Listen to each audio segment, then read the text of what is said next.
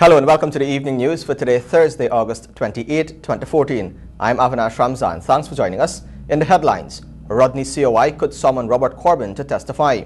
Jack Low man wanted for rape. Miners call for more infrastructural support. Princess Hotel Casino manager charged for assault. High Court upholds CGX's injunction against Repsol, and reconstitution of 4 service commissions on the way. Now for the news in detail. We start off by telling you that Chairman of the Walter Rodney Commission of Inquiry, Sir Richard Cheltenham, says it is likely that former leader of the People's National Congress Reform, Robert Corbyn, could appear before the tribunal, however, at the appropriate time. Alexis Rodney reports. However, according to the head of the 3-member tribunal probing the circumstances surrounding the death of the WPA leader, Dr. Walter Rodney, that time has not yet come, as the commission still has to hear from more witnesses. Robert Corbyn's name became a subject of interest during the early stages of the investigation, when it was revealed by former member of the House of Israel, Joseph Hamilton, that Corbyn had handed out guns to the organization allegedly used by the then PNC government to suppress members of the WPA. While Corbyn has not yet responded to that allegation, documents coming out of the Guyana Defence Force reveal that an R. Corbyn was on several occasions the consignee to some arms and ammunition issued on loan by the institution. The vouchers show too that some of those weapons issued to the R. Corbyn, permanent secretary of the Office of the Prime Minister, have not yet been returned to the Army's Kampayangana headquarters. The contention at the inquiry, however, is that no one can say for sure who the R. Corbyn is, although there has been suggestions that it may be the former PNCR leader. Lawyer representing the Working People's Alliance, Christopher Ram, on Wednesday called for the subpoenaing of Corbyn, whose evidence should be able to assist the Commission in its investigation. For the evening news, I'm Alexis Rodney. The Guyana Police Force has issued a wanted bulletin for a man in connection with a rape allegation. The wanted man has been identified as 33-year-old Colin Cornelius of Jack Low, Upper Pomeroon, Essequibo River. He is of East Indian descent. Police are requesting anyone with information that may lead to the arrest of Cornelius to contact the police on telephone numbers 225-6411, 771-4222, 771-5004, 771-4010, 911, or the nearest police station. All information provided will be treated with strict confidence. As events for the much-anticipated annual mining week got underway in Port Kaituma, miners pleaded with Natural Resources Minister Robert Persaud and Chairman of the Board of the Guyana Geology and Mines Commission, Clinton Williams, to fix the many decrepit roads in the mining districts. More in this report. During a visit by Natural Resources Minister Robert Persaud and the GGMC Chairman Clinton Williams to Port Kaituma to usher in Mining Week activities 2014, they were met with a barrage of complaints from miners in the area as they protested the poor state of public infrastructure in the community. Miners said that while Port Kaituma remains the second highest gold declaring district in Guyana, it was not being given due attention, and miners were being forced to contend with substandard living. Williams noted that monies were allotted at the GGMC board level to deal with some of the concerns raised by miners. He said works are in the pipelines to properly develop mining communities across Guyana. Williams explained that it was important for miners to now look at additional sources of income within their communities so that in the event of a collapse within the industry, miners will have something else to sustain them. Meanwhile, Minister Persaud said that the ministry, along with the GGMC, is working with other government agencies to address the woes faced by the community. Meanwhile, Port Kaituma, Guyana's second highest gold declaring district, is set to have fully operational offices of the Guyana Geology and Mines Commission and the Guyana Gold Board by November. This announcement was made by Natural Resources Minister Robert Persaud and GGMC Chairman Clinton Williams, both of whom said the offices will boost mining operations in District 5.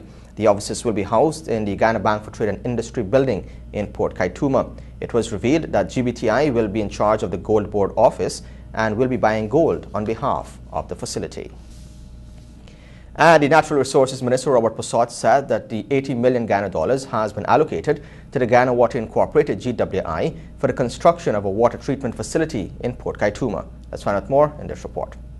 Natural Resources Minister Robert Stad on Tuesday announced that the government will be working with the Guyana Water Incorporated to set up a water treatment facility in Port Kaituma. He said that the government realized that the sourcing of water will be difficult, especially in the dry season, given increased mining activities in the area. He said that $80 million has been allocated to GWI to set up a water treatment facility in Port Kaituma.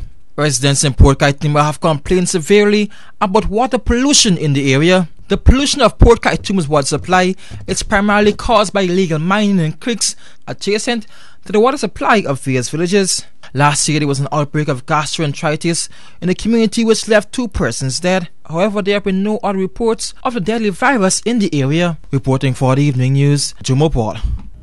If you have a news tip or news story you'd like our team to follow, message or WhatsApp us on telephone number 680-9630 or 600-3117. You can also call the office on telephone numbers 231-0382, 226-2102, 223-7230 or 223-7231. More news still ahead. Stay tuned. This is the Evening News.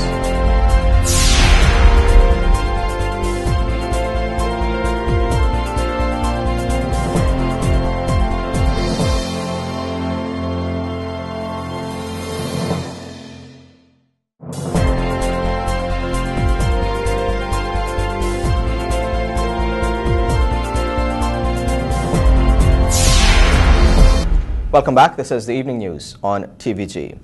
Head of the Presidential Secretariat, Dr. Roger Luncheon, said on Monday that members of the 4 service commissions will be sworn in soon. Details from Svetlana Marshall.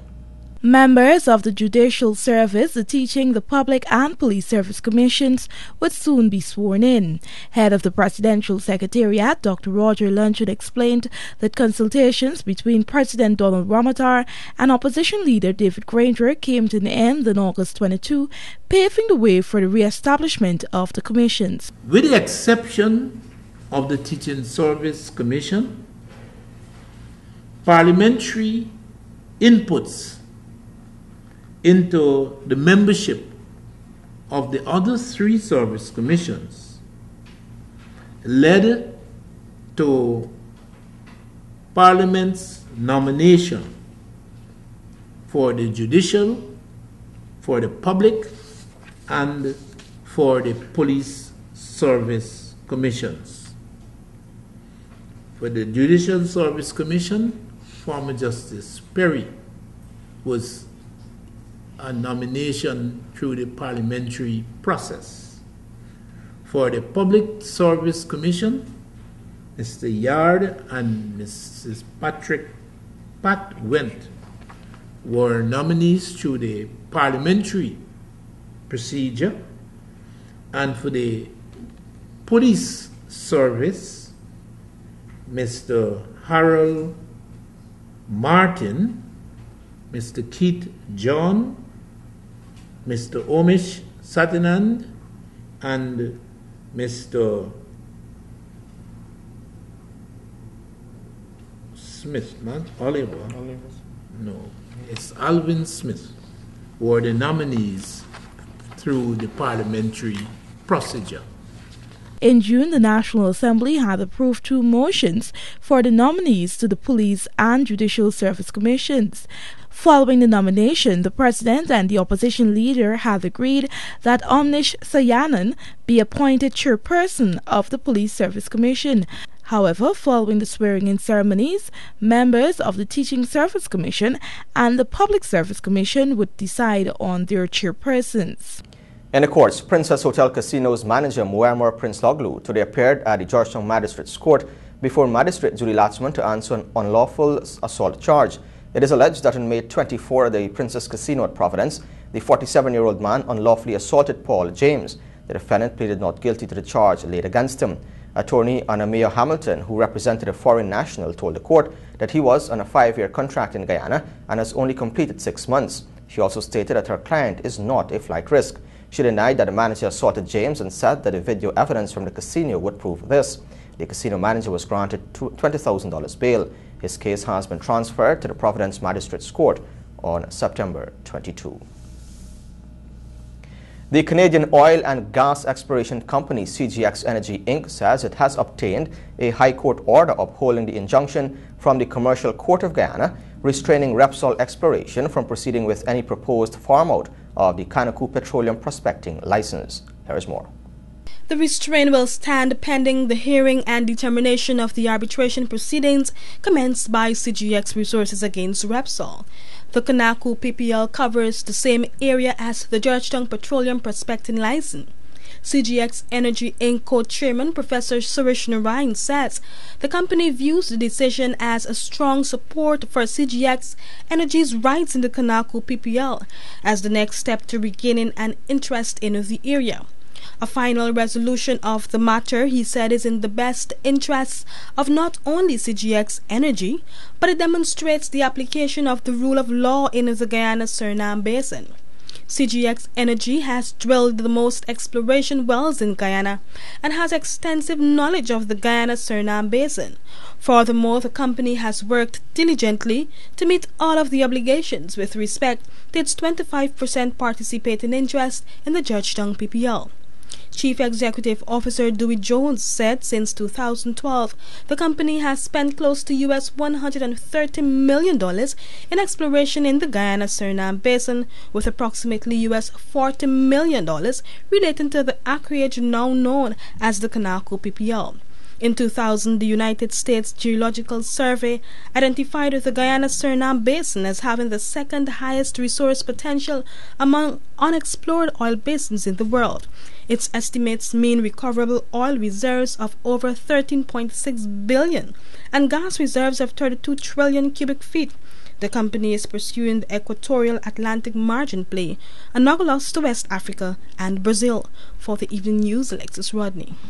Acting Town Clerk Carol Suba and City Treasurer Ron McCalman are still carrying out official council duties despite a motion passed by the embattled Hamilton Green-led councillors of the Georgetown City Council. The mayor is now engaged in a series of attempts to give credence to the council's decision, including writing the banks to change the signatories and the accounts there. Previous attempts to get the records via this method have been blocked by the local government minister who nullified the council's decision. Meanwhile, the acting town clerk said that she will continue to perform her duties without fear and ill will until such time that the courts rule otherwise.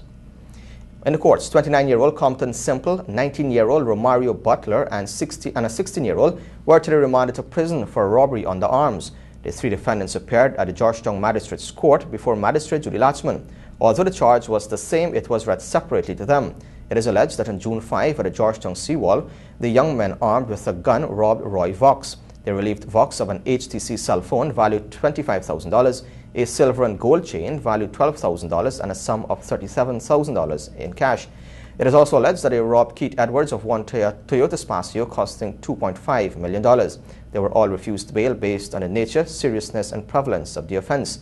They will return to court on September 30. One news still ahead. Stay tuned. This is the Evening News.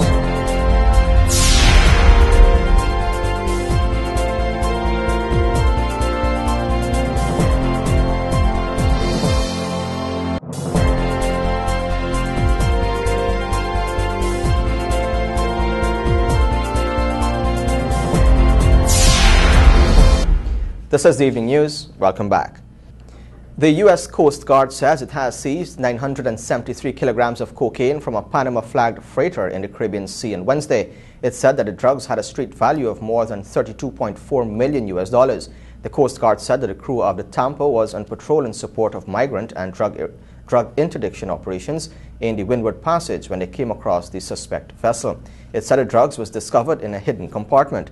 The Coast Guard said the 11 suspects and the narcotic had been handed over to the U.S. Department of Justice, Southern District of Florida, for prosecution. Stay tuned for your regional, international, and Brit reports. This is the Evening News.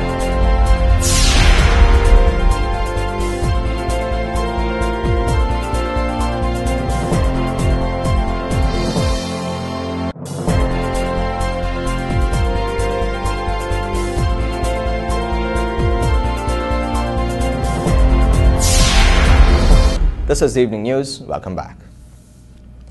In the region, Jamaica's Agriculture Minister Roger Clark died today at an airport in Florida. Clark had been in Florida since mid-July, where he had undergone surgery for back problem.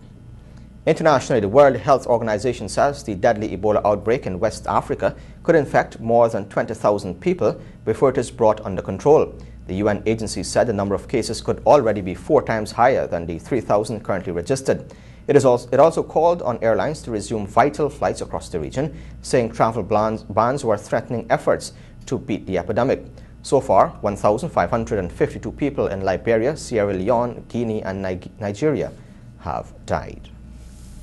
In case of just joined us, you're watching the evening news. We now take a look at your bridge reports. The Demerara Harbour Bridge is expected to be closed from 5 hours on Friday, August 29, 2014 for a period of 1.5 hours, and the Berbice River Bridge is expected to be closed from 6 hours 5 on Friday, August 29, 2014 for a period of 1.5 hours. Join us after the break for sports, sponsored by MacWarp. This is the evening news.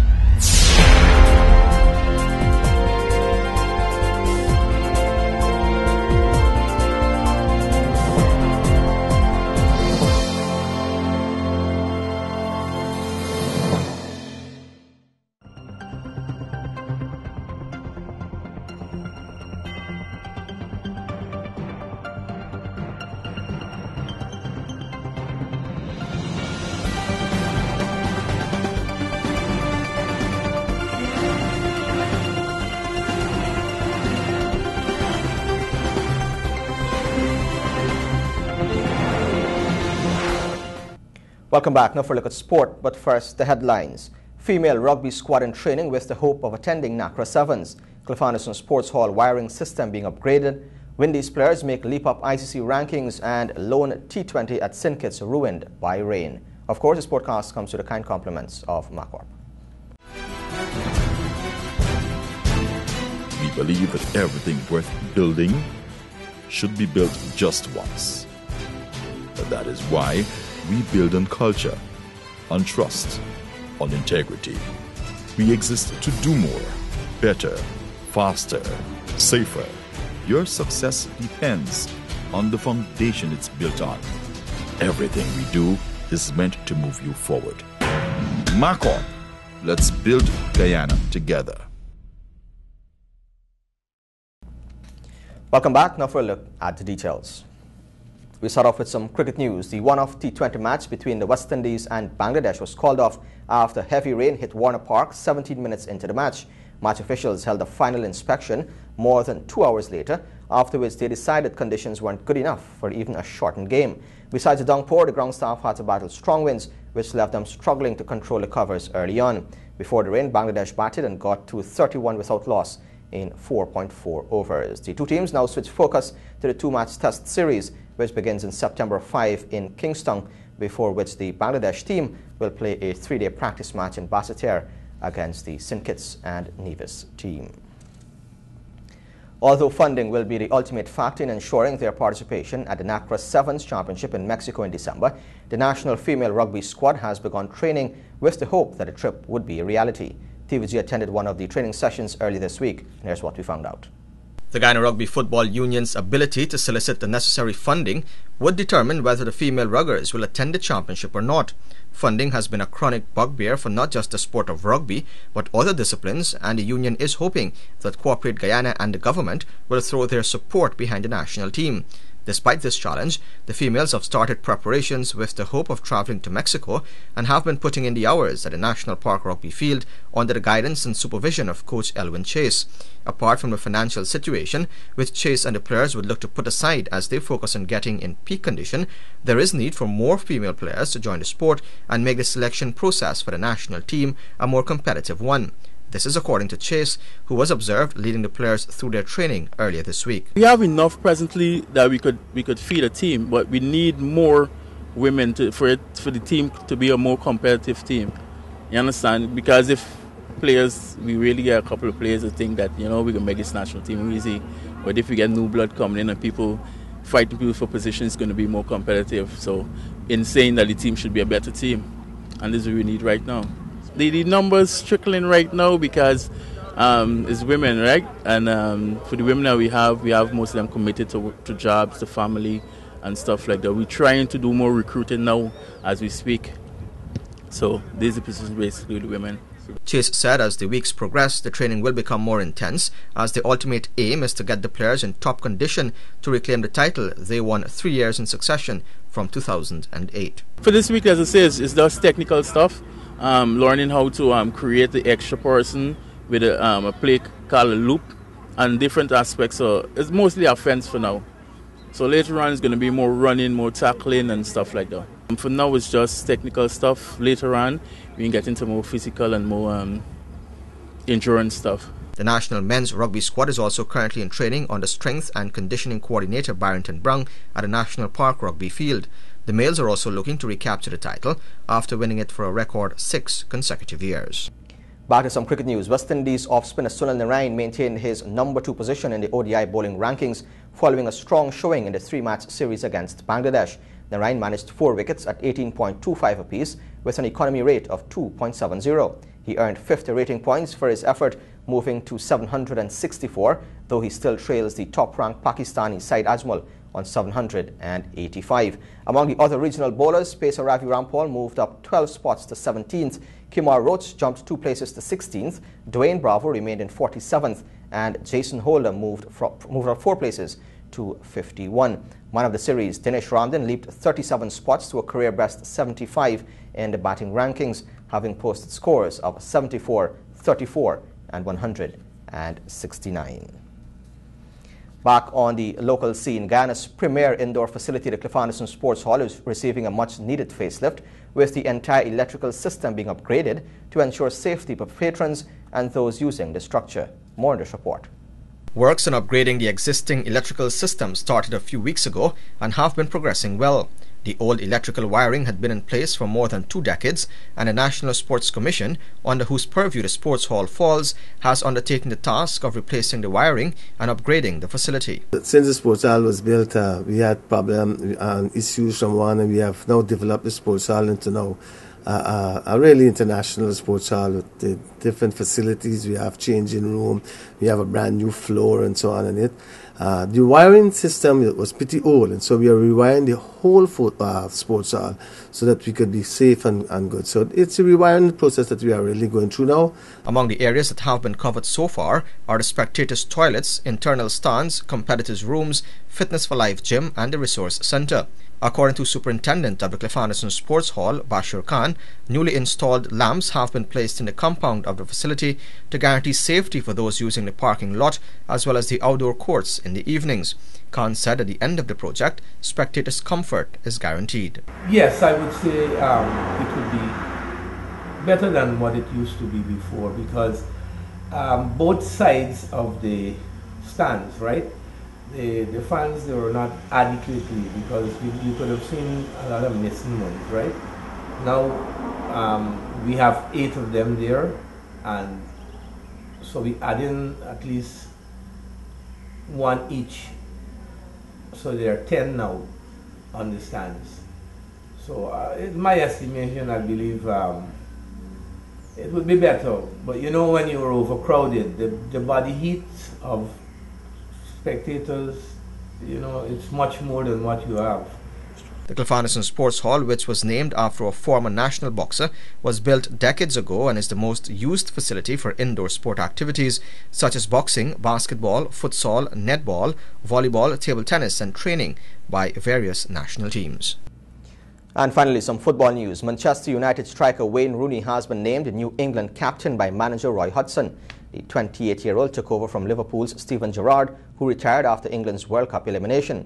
Rooney has scored 40 goals in 95 appearances and was named club captain by United's boss Louis van Gaal earlier this month.